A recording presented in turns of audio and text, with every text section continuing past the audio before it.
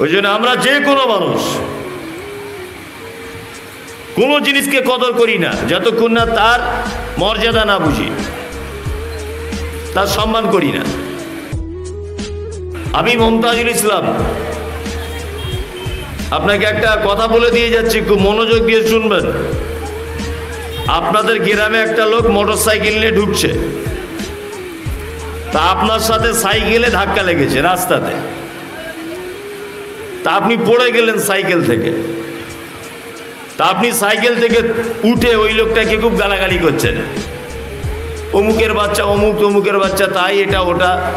আমি কে তুই জানিস? আমি কার ছেলে জানিস? অনেক কথাবার্তা বলছে।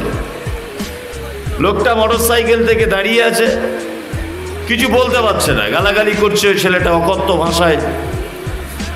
তখন লোকটা বাধ্য হয়ে পকেট থেকে এরকম একটা কার্ড বার করে বলছে, তুমি আমাকে চেনো?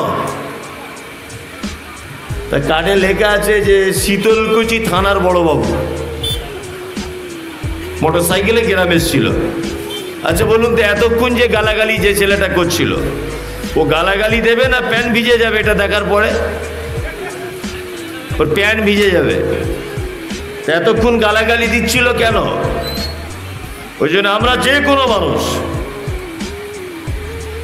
কোনো জিনিসকে কদর করি না যতক্ষণ না তার মর্যাদা না বুঝি, তার সম্মান করি না।